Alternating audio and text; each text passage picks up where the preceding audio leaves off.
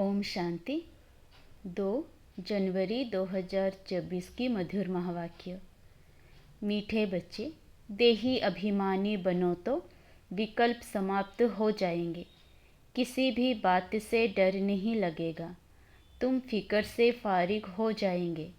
प्रश्न: नई झाड़ की वृद्धि किस तरह से होती है और क्यों? उत्तर: नए झाड़ की वृद्धि बहुत धीरे धीरे और ज्यों मिसल होती है। जैसे ड्रामा ज्यों मिसल चल रहा है, ऐसे ड्रामा अनुसार यह झाड़ भी धीरे धीरे वृद्धि को पाता है, क्योंकि इसमें माया का मुकाबला भी बहुत करना पड़ता है। बच्चों को देही अभिमानी बनने में मेहनत लगती है। देही अभिमानी बने तो बहुत खुशी रहे, सर्विस में भी वृद्धि हो, बाप और वर्षे की याद रहे तो बेड़ा पार हो जाए। ओम शांति। रूहानी बाप बेट रूहानी बच्चों को समझाते हैं। रूहानी बाप भी अकाल मूर्त हैं। रूहानी बाप कहा जाता है परमपिता परमात्मा को। तुम बच्चे भी अकाल मूर्त हो। तुम सिख लोगों को भी अच्छी तरह से समझा सकते हो। यूं तो कोई भी धर्म वालों को समझा सकते हो। यह भी बाप ने बताया है कि यह झाड़ धीरे धीरे बढ़ता है।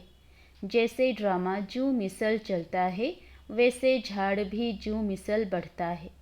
पूरा कल्प लगता है बढ़ने में। अभी तुम्हारा यह नया झाड़ है, तुम बच्चों की भी कल्प की आयु हो जाती है। 5000 वर्ष से तुम चक्र लगाते हो। ज्यों मिसल यह चक्र चलता है। पहले पहले तो आत्मा को समझना है, यही डिफ़िकल्ट बात है। बाप जानते हैं ड्रामा अनुसार आहिस्ते आहिस्ते झाड़ बढ़ता है, क्योंकि माया का मुकाबला होता है। इस समय उसका राज्य है, फिर तो रावण ही नहीं रहता। तुम बच्चों को पहले देही अभिमानी बनना है। देही अभिमानी बच्चे सर्विस बहुत अच्छी करेंगे और बहुत खुशी में भी रहेंगे। बुद्धि में फालतू विकल्प नहीं आएंगे। गोया तुम माया पर जीत पाते हो तो फिर तुमको कोई हिला ना सके। अंगद का भी दृष्टांत है ना, इसलिए तुम्हारा महावीर नाम रखा है। अभी तो एक भी महावीर नहीं, महावीर पिछाड़ी में बनेंगे। 100 भी नंबरवार जो अच्छी सर्विस करते हैं उनको महावीर की लाइन में रखेंगे। अभी वीर हैं, महावीर पिछाड़ी में होंगे। जरा भी कोई संशय नहीं आना चाहिए। कोई तो बहुत अहंकार में आ जाते हैं, कोई की भी परवाह नहीं करते। इसमें तो बड़ी निर्माणता से कोई को समझाना होता है। अमृतसर में सिखों की तुम सर्विस कर सकते हो। संदेश तो सबको एक ही देना है। बाप को याद करने से तुम्हारी आत्मा की कट उतर जाएगी। वो लोग कहते हैं जप साहेब को। साहिब की महिमा भी है। एक ओंकार, सतनाम, अकाल मूर्त। अब अकाल मूर्त कौन? कहते हैं सतगुरु अकाल। अकाल मूर्त तो आत्मा है ना, उनको कभी काल खा ना सके। आत्मा को तो पाठ मिला हुआ है, सो तो पाठ बजाना ही है। उनको काल खाएगा कैसे? शरीर को खा सकता है, आत्मा तो अकाल मूर्त है। तुम सिखों के पास जाकर भाषण कर सकते हो, जैसे गीता वाले भी भाषण करते हैं। तुम बच्चे जानते हो भक्ति मार्ग की तो अथाह सामग्री है। ज्ञान जरा भी नहीं, ज्ञान का सागर है ही एक बाप। मनुष्य को ज्ञानवान नहीं कहा जाएगा। देवताएं भी तो मनुष्य है ना, परंतु देवी गुण है, इसीलिए देवता कहा जाता है। उन्हों को भी बाप से ही वर्षा मिला था। तुम भी इस राजयोग से विश्व के मालिक बन रहे हो। सतगुरु अकाल कहते हैं ना, सत्य तो वह एक ही बाप है, वही पतित पावन है। 2 बाप का भी परिचय देना है। तुमको भाषण के लिए 2 मिनट मिले तो भी बहुत है। 1 मिनट 1 सेकंड मिले तो भी बहुत है। जिनको कल्प पहले तीर लगा होगा उनको ही लगेगा, कोई बड़ी बात नहीं।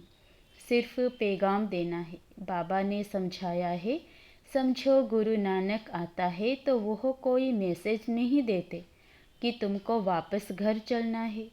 उसके लिए पवित्र बनो, वह तो पवित्र आत्माएं ऊपर से आती है, उनके धर्म की वृद्धि होती है, आते रहते हैं। वास्तव में सद्गति दाता कोई मनुष्य हो नहीं सकता। सद्गति दाता एक बाप है, मनुष्य तो मनुष्य ही है। फिर समझाया जाता है फलाने धर्म का है। बाप ने समझाया है तुम अपने को आत्मा समझो, पवित्र बनो। गुरु नानक ने कहा है मूत पलीती कपड़ धोए। यह भी पीछे शास्त्र बनाने वालों ने लिखा है। पहले तो बहुत थोड़े होते हैं, उनको क्या बैठ सुनाएंगे। यह ज्ञान भी बाप तुमको अभी देते हैं, फिर शास्त्र तो पिछाड़ी में बनते हैं। सतयुग में तो शास्त्र होते नहीं। पहले तो समझाना है बाप को याद करो तो विकर्म विनाश होंगे।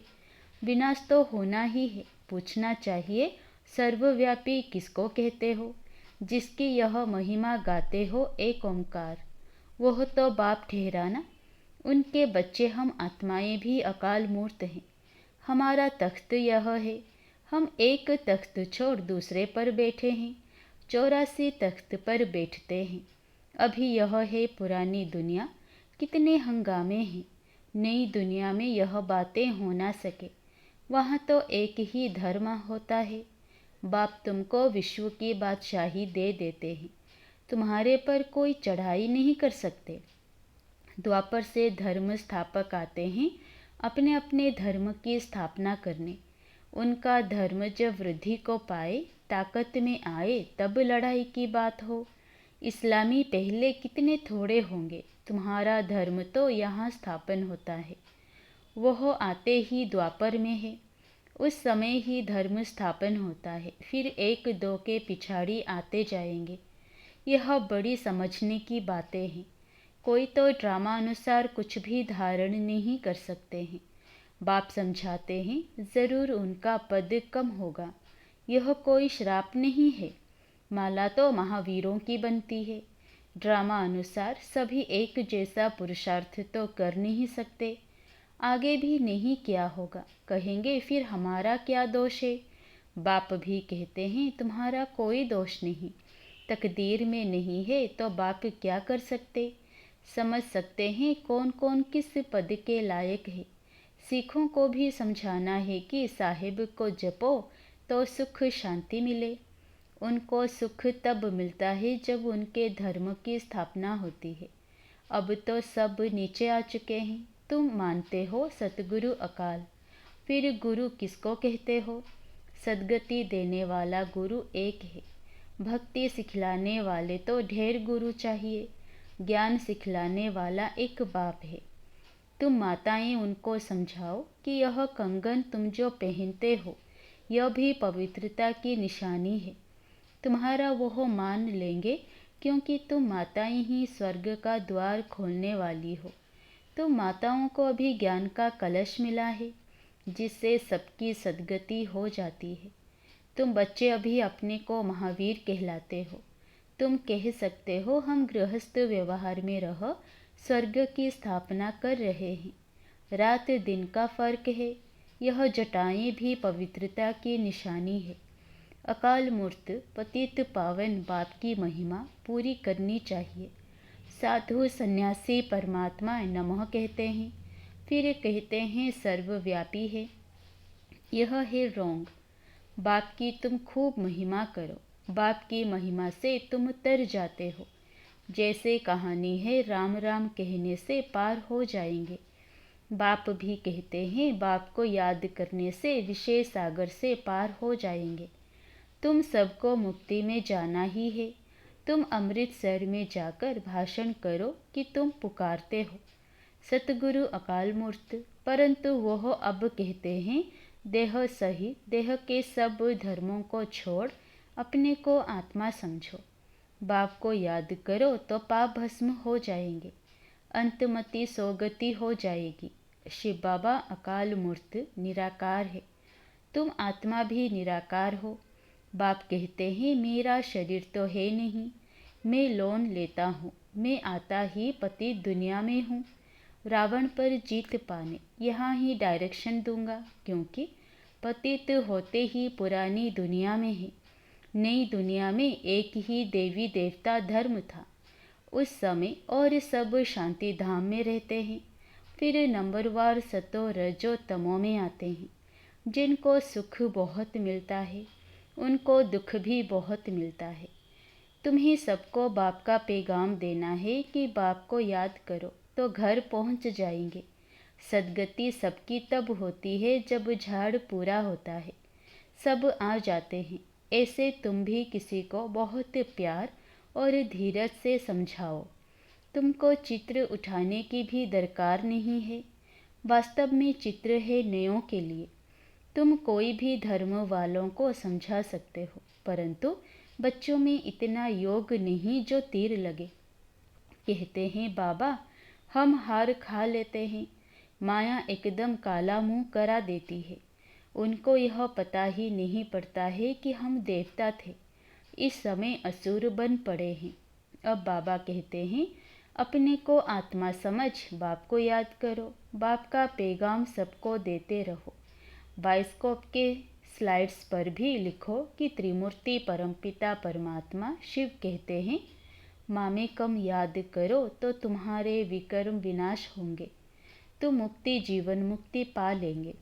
पैगाम तो सबको देना है ना, स्लाइड्स भी बन जाना चाहिए। इसमें यह जैसे एक वशीकरण मंत्र मनमना भव का सबको दो। इस पढ़ाई में देरी नहीं लगती, आगे चलकर सब समझेंगे। कोई फिक्र की बात नहीं, फिक्र से रहित तो होना ही है। मनुष्य देखो मौत से कितना डरते हैं, यहाँ डरने की तो बात ही नहीं।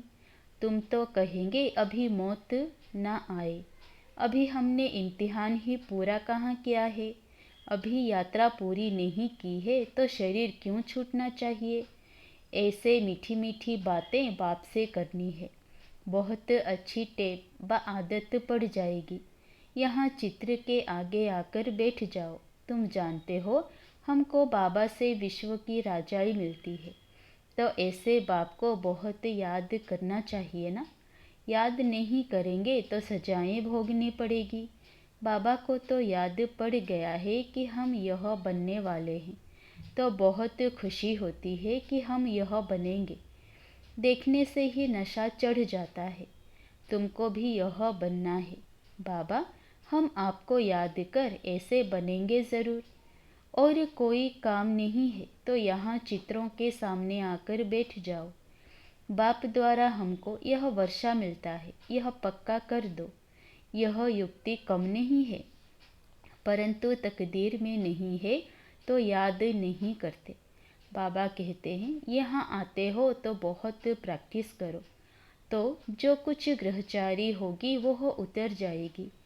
सीढ़ी के चित्र पर यह विचार करो, परंतु तकदीर में नहीं है तो श्रीमत पर चल नहीं सकते। बाबा रास्ता बताते हैं, माया काट देती है। बाबा युक्तियाँ बहुत बतलाते हैं। बाप और वर्षे को याद करते रहो। कहते हैं अतीन्द्रिय सुख गोप गोपियों से पूछो, जिनको निश्चय है कि हम बाप से वर्षा ज़रूर लेंगे। बाबा स्वर्ग की स्थापना कर हमें उसका मालिक बनाते हैं। चित्र भी ऐसे बने हुए हैं। तुम सिद्ध कर बताते हो कि ब्रह्मा विष्णु का क्या संबंध है, और किसी को भी पता नहीं। ब्रह्मा का चित्र देख मूंझ जाते हैं। स्थापना में टाइम ज़रूर लगता है, कर्मातीत अवस्था में भी टाइम लगता है। घड़ी घड़ी भूल जाते हैं, यह आदत डालनी चाहिए। नौधा भक्ति वाले भी चित्र के आगे बैठ जाते हैं। हमको दीदार हो, तुम तो यह बनते हो तो तुमको याद करना चाहिए। बेज भी तुम्हारे पास है। बाबा अपना भक्ति मार्ग का मिसाल बताते हैं कि नारायण की मूर्ति से मेरा बहुत प्यार था, वह सब था भक्ति मार्ग। अब बाप कहते मामे कम याद करो और कुछ भी नहीं करना है। बाबा कहते हैं हम तो ओबीडिएंट सर्वेंट हैं, हमें तो माथा क्यों टेकते हो। अच्छा, माता पिता बाप दादा का मीठे मीठे सिकिलधे बच्चों प्रति याद प्यार और गुड मॉर्निंग। रूहानी बाप की रूहानी बच्चों को नमस्ते। धारणा के लिए मुख्य सार। पहला, निर्माणता का गुण धारण करना है, ज़रा भी अहंकार में नहीं आना है। ऐसा महावीर बनना है जो माया हिला ना सके। दूसरा, सभी को मनमना भव का वशीकरण मंत्र सुनाना है। बहुत प्यार और धीरज से सबको ज्ञान की बातें सुनानी है। बाप का पैगाम सब धर्म वालों को देना है। वरदान, कर्म और संबंध दोनों में स्वार्थ भाव से मुक्त रहने वाले बाप समान कर्मातीत भवो। आप बच्चों की सेवा है सबको मुक्त बनाने की, तो औरों को मुक्त बनाते स्वयं को बंधन में बांध नहीं देना। जब हद के मेरे से मुक्त होंगे तब अव्यक्त स्थिति का अनुभव कर सकेंगे। जो बच्चे लौकिक और अलौकिक कर्म और संबंध दोनों में स्वार्थ भाव से मुक्त हैं, वही बाप समान कर्मातीत स्थिति का अनुभव कर सकते हैं। तो चेक करो कहाँ तक कर्मों के बंधन से न्यारे बने हैं। व्यर्थ स्वभाव संस्कार के वश होने से मुक्त बने हैं। कभी कोई पिछला संस्कार स्वभाव वशीभूत तो नहीं बनाता है। स्लोगन, समान और संपूर्ण बनना है तो स्नेह के सागर में समा जाओ। अव्यक्त साइलेंस द्वारा डबल लाइट फरिश्ता स्थिति का अनुभव करो। अभी तीव्र पुरुषार्थ का यही लक्ष्य रखो कि मैं डबल लाइट फरिश्ता हूँ। चलते फिरते फरिश्ता स्वरूप की अनुभूति को बढ़ाओ। डीप साइलेंस द्वारा अशरीरीपन का अभ्यास करो। सेकंड में कोई भी संकल्पों को समाप्त करने में संस्कार स्वभाव में डबल लाइट रहो। अच्छा, ओम शांति।